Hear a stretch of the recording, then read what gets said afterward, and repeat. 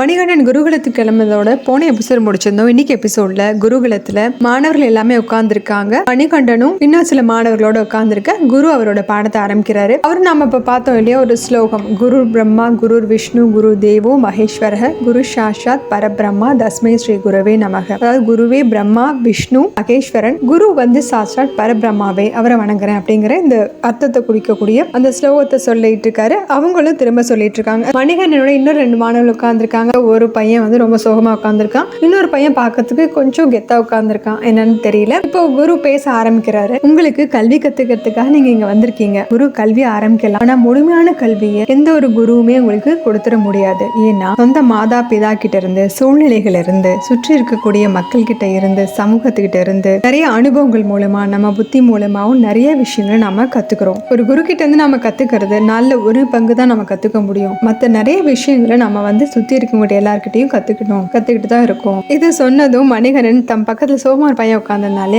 அவனை பார்க்க குரு தொடர்ந்து பேசுறாரு. நீங்க எல்லாரும் வேற வேற தேசங்கள்ல இருந்து, வேற வேற சூழ்நிலைகள்ல இருந்து, நிறைய பாரம்பரிய வித்தியாசங்களோட தான் வந்திருப்பீங்க. உங்களோட குணங்களும் வித்தியாசமா தான் இருக்கும். ஒருத்தரை பத்தி மத்தவங்க தெரிஞ்சுக்கணும். வரக்கூடிய காலகட்டங்கள்ல நீங்க எல்லாம் ஒன்னாதான் இருக்க போறீங்க இல்லையா, அதனால ஒருத்தருக்கு ஒருத்தர் ஆதரவா இருக்கணும் அப்படின்னு சொன்னதும் ஒரு பையன் கொஞ்சம் கெத்தா உட்கார்ந்துருந்தான் இல்லையா, அவன் மட்டும் என்னடா எல்லாரோடையும் ஒத்து போகணுமா அப்படிங்கிற மாதிரி பாக்குறான். மணி என்னன்னு சிரிச்சுட்டே கேட்டுட்டு குரு தொடர்ந்து சொல்றாரு, இங்க இருக்கக்கூடிய காலகட்டங்கள்ல உங்க எல்லாருக்குள்ளயும் ஒரு ஒத்துமை இருக்கணும். எல்லாருக்கும் புரிஞ்சுதா அப்படின்னு கேட்டதும் எல்லாருமே புரிஞ்சுது அப்படிங்கிறாங்க. ஒவ்வொரு மனுஷங்களும் நல்லவங்களா இருந்தா வீடு நல்லா இருக்கும், வீடு நல்லா இருந்தா சமூகம் நல்லா இருக்கும், சமூகம் நல்லா இருந்தா ராஜ்யங்களும் நல்லா இருக்கும், ராஜ்யங்கள் நல்லா இருந்தாலே உலோகமும் நல்லா இருக்கும், வசுதேவ குடும்பமா இருக்கும். அதாவது பூமி அப்படிங்கறதே ஒரே ஒரு குடும்பம் தான் அப்படின்னு சொல்றாரு. இது உங்களுக்கு புரிஞ்சுதா அப்படின்னு கேட்கவும் மாணவர்கள் எல்லாமே புரிஞ்சுது அப்படிங்கிறாங்க. இன்னையில இருந்து இந்த குருகுலத்து நடைமுறைகள் எல்லாத்தையும் நீங்க கத்துக்கோங்க, ஒருத்தருக்கு ஒருத்தர் ஒத்துமையா இருந்துக்கோங்க, எல்லாத்தையும் தெரிஞ்சுக்கிட்டு அதே மாதிரிதான் நடக்கணும் அப்படிங்க. இதுவும் புரிஞ்சுதான்னு கேட்கிறாரு. புரிஞ்சுது அப்படிங்கிறாங்க. மணிகண்டனை பார்த்துட்டு குரு சொல்றாரு, இங்க இருக்க மாணவர்களுக்கு இடையில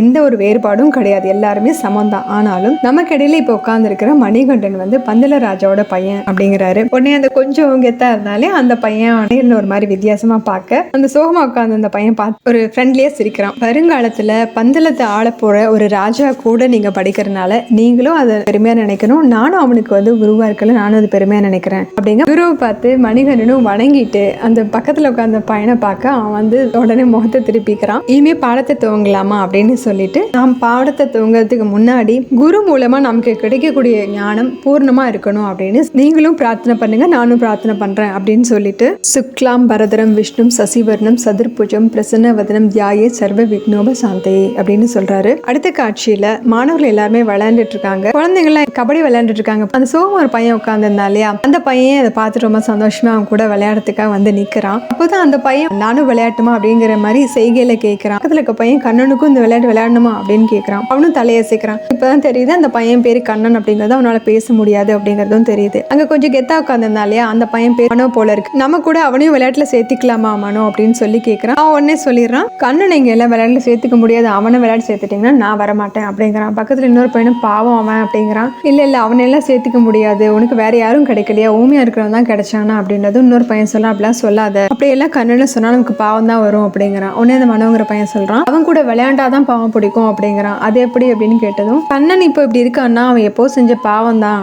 அந்த மாதிரி ஆட்களும் நம்ம கூட சேர்த்துட்டோம்னா நமக்கு பாவம் பிடிச்சுன்னு எங்க அப்பா தான் சொல்லியிருக்காரு அப்படிங்கிறான். இதை வந்து குரு பார்த்துட்டு தான் இருக்காரு. அந்த மாதிரி பாவம் செஞ்சவங்களெல்லாம் நம்ம தனிமைப்படுத்தணும் அப்படின்னு சொல்றான். இதை கேட்டுட்டு கண்ணன் அழுதுட்டு அங்க இருந்து போயிடுறான். கண்ணன் போயிட்டு இருக்க வழியிலே மணிகண்டன் பார்த்துட்டு ஏன் அழுகிற கண்ணா அப்படின்னு கேட்கவும் கண்ணன் பதில் சொல்லாம இருக்கான். உடனே சரி உன்னை வந்து விளையாட்டுக்கு சேர்த்துக்கலையே யாரும் அப்படின்னு கேட்டதும் ஆமான்னு கண்ணன் தலையசிக்கவும், இனிமே நாம வந்து 2 பேரும் இனி பிரியாத நண்பர்கள் சரியா அப்படின்னு சொல்ல அந்த பையன் ரொம்ப சந்தோஷமாயிடுது. இது குரு இதை பார்த்துட்டு ரொம்ப சந்தோஷப்படுறாரு. இவங்க 2 பேரும் ஃப்ரெண்ட்ஸ் ஆயிட்டாங்க போல இருக்கு. இதோட இந்த எபிசோட் முடியுது. அடுத்த எபிசோட்ல பார்க்கலாம். நம்ம சேனல் சப்ஸ்கிரைப் பண்ணுங்க, லைக் பண்ணுங்க, ஷேர் பண்ணுங்க, பெல் பட்டனை பிரஸ் பண்ணுங்க. தேங்க்யூ.